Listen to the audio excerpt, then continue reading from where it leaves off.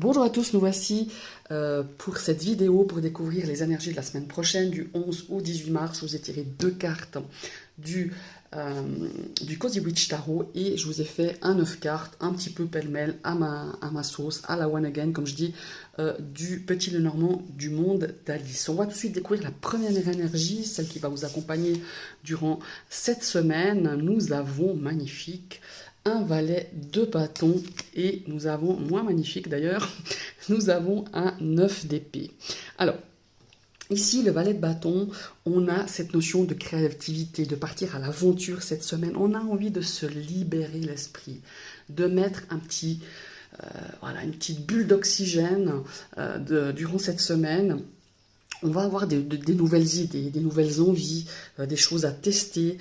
On a cette notion de passion, faire des choses avec passion. Et ici, elle est accompagnée, évidemment, cette carte, on a cette espèce d'excitation à quelque chose de nouveau, de vous embarquer dans une nouvelle aventure, dans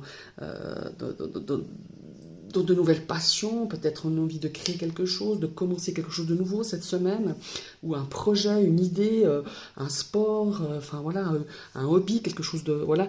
Et en même temps, on a des doutes. On a des doutes, on se dit, mais voilà, vous voyez, avec ce 9 d'épée, c'est quand même cette notion de se dire, ben, est-ce que je suis sur la bonne voie? Est-ce que j'ai bien fait de commencer ça? Est-ce que j'ai bien fait de partir comme ça, peut-être dans le fait peut-être de créer quelque chose de nouveau, de commencer. Vous savez, quand on est excité, on a quand même une petite partie, on est excité par quelque chose, par une idée, par une passion, par quelque chose de nouveau. Ça peut être une relation, ça peut être, comme je vous l'ai dit, hein, une nouvelle idée, un nouveau projet. Et on a un petit peu cette petite voix, hein, ce petit truc dans le bide qui nous dit: est-ce que tu as bien fait? Est-ce que tu as pensé à ça? Est-ce que tu t'es peut-être engagé trop vite? Est-ce que tu t'es peut-être emballé trop vite? Vous voyez, on a ce 9 d'épée pour moi qui fait partie un petit peu de cet enthousiasme, de cette envie de commencer quelque chose de nouveau, ce nouveau départ, cette nouvelle idée. Et on a voilà, ce 9 ici qui pourrait aussi nous parler peut-être pour certains d'une semaine où il y a beaucoup peut-être d'enjeux. Moi, on parle d'enjeux cette semaine. Beaucoup de décisions peut-être. On va voir avec les autres cartes qui vont suivre. Il y a peut-être aussi des attentes. Et on est un petit peu stressé, hein, mais qui ne l'est pas. Qui ça arrive peut-être pendant la nuit, on se dit: ouh là là là là, est-ce que j'ai pensé à ça? Est-ce que j'ai pensé à ci? Est-ce que comme j'ai envoyé peut-être un dossier, est-ce que j'aurais pas dû formuler de telle et telle manière? Est-ce que vous êtes en attente peut-être par rapport au milieu professionnel, au milieu des études? Il y a cette notion ici avec ce 9 d'épée, mais pour moi je ne le ressens pas. Alors oui, le 9 d'épée, c'est quand même un aspect, une énergie quand même un petit peu de stress, hein, quand même, on se pose des questions, mais je la sens pas si mal que ça finalement. On va voir avec le reste du jeu. Alors, comme j'ai fait un petit tirage à one again, je découvre à ma sauce. On a la carte de la maison qui nous parle du foyer, qui nous parle d'une stabilité. On a besoin de stabilité, en tout cas on la ressent cette semaine. Qui nous parle aussi un peu de l'entourage familial.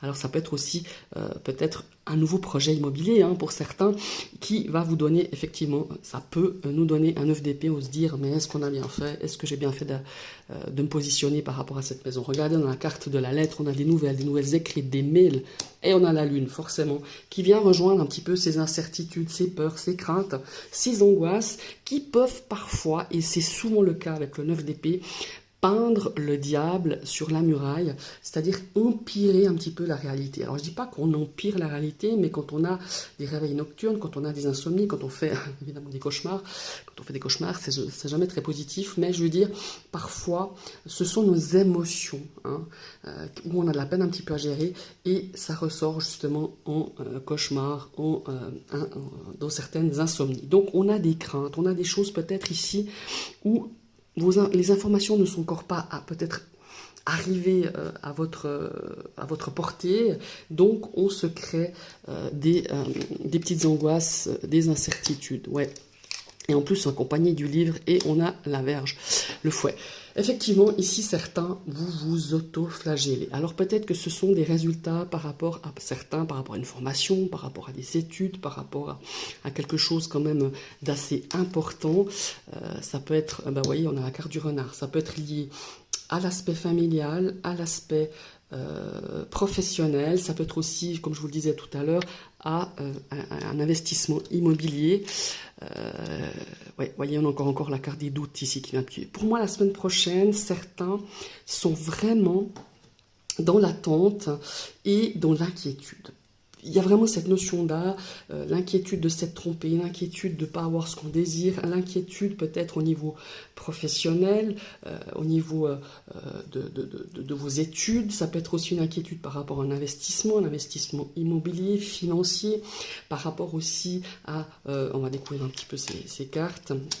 Ouais, ouais, effectivement, il y a cette notion ici, voilà, on a peut-être pour certains des nouvelles qui sont un petit peu difficiles. Hein. Voilà, on a eu, et pour moi il y a déjà eu, hein, parce que, enfin, je vous expliquerai pourquoi je le ressens comme ça, parce que la carte ici accompagnée, c'est un petit peu cette notion de revoir le film pour une situation, de se la jouer plusieurs fois, et quelque part, eh ben, ça vous enfonce, ça vous porte un petit peu dans cette notion d'insomnie, de ressasser, voilà. Alors moi je dis pas que c'est facile d'aller de l'avant quand on a des inquiétudes, elles peuvent être financières aussi, elles peuvent être d'ordre personnel, d'ordre professionnel. On voit ici qu'au niveau, ici que ce soit au niveau des études, au niveau du professionnel, on a des attentes, on